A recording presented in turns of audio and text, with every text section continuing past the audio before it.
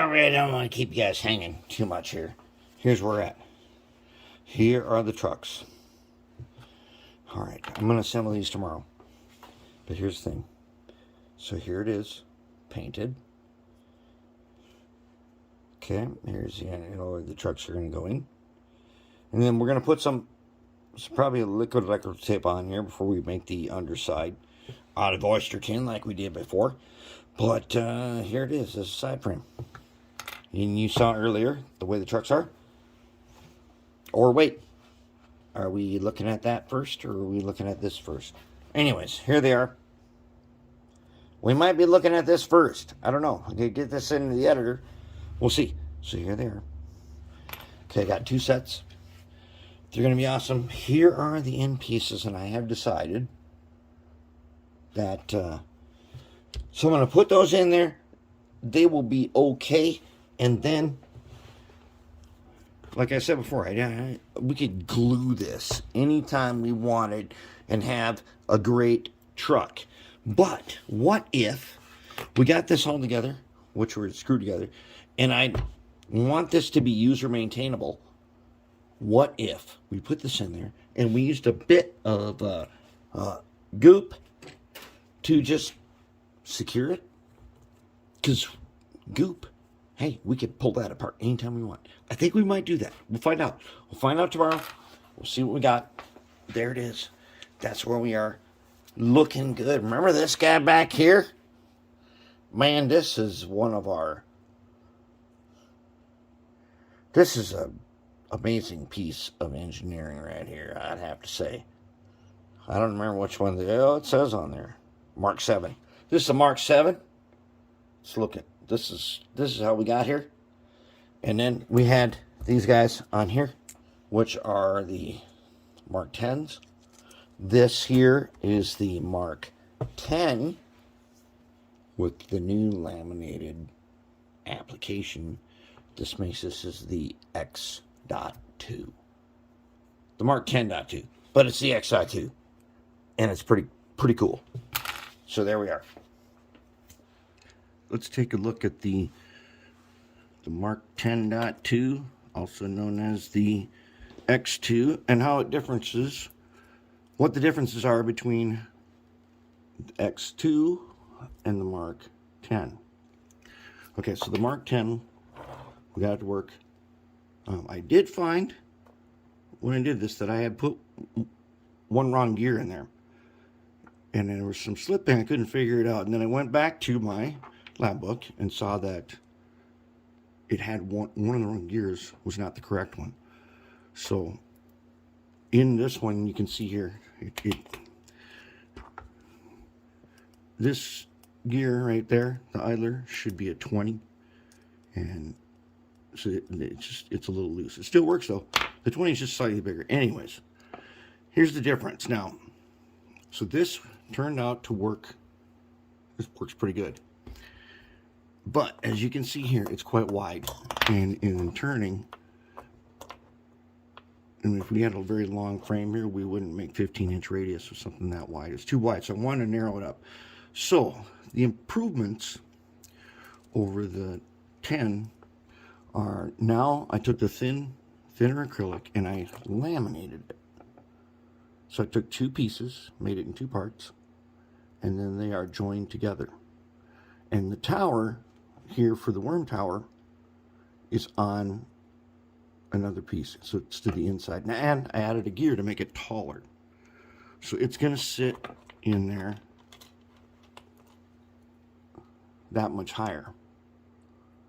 And that means I won't have to go so deep into the fuel tank to get the shaft to connect to the worm. So that's good. In the 10, I used these 3D printed washers that I made as thrust washers, little spacers to keep everything in here nice. That worked great for this. But when I narrowed it up, I didn't want to print tiny 3D washers again. And fortunately, I have plenty of number 2 washers. So now each gear gets one of these very thin number 2 washers, except this little intermediate guy. He doesn't get any because the worm gear, the width of the worm in that first gear,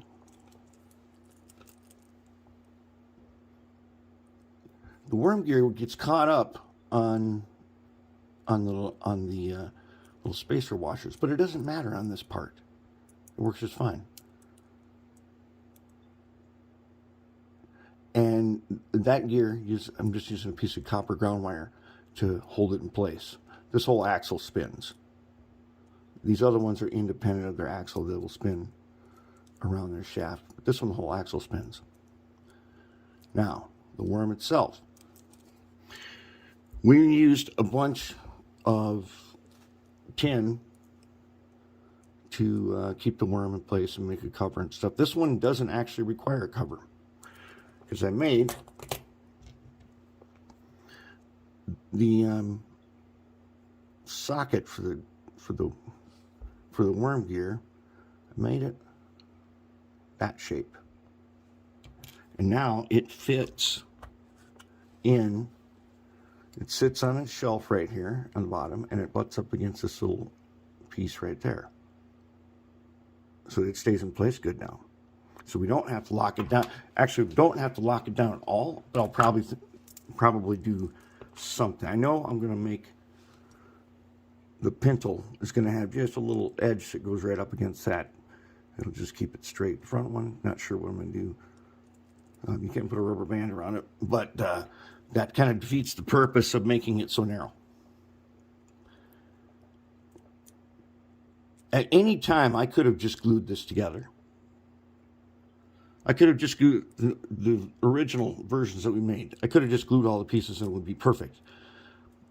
But I want to make a truck that can be fully disassembled and reassembled. And here it is. Now, I went to the trouble of creating a tool in order to deal with the worm shaft. I'm going to show you what I made here. I got the idea. So I don't want, when the worm is in here, I don't want it to go back and forth. I want it to stay centered. So I took a piece of bar stock aluminum and I drilled a hole, and this is a 256 thread cutter, and put a little set screw in it. This works really, really good. I didn't have a handle that was small enough to hold this, so I just had to make one. It works fine. It works great. I threaded with no problem a 2mm rod like that. But I was on the right track,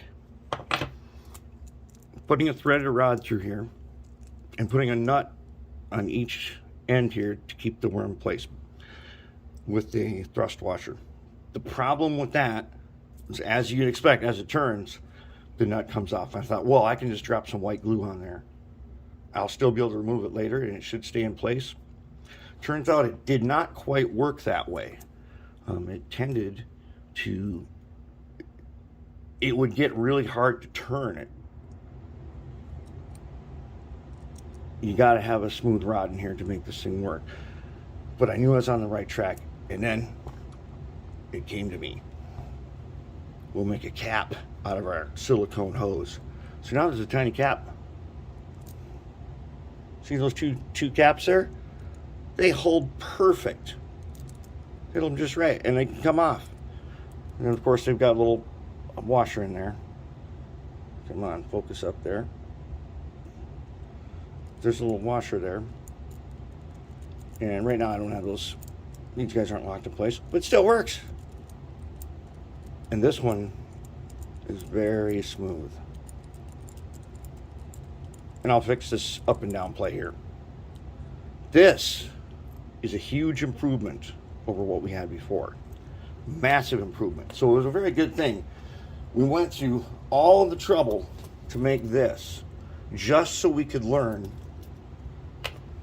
what needed improvement, and then we had to solve a bunch of problems to make this.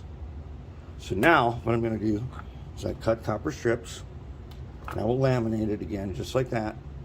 That'll give us our power pickup. Then we'll get the oyster tin, put on our under cover. We'll take another piece, make a pintle, spot, and we'll be back in business.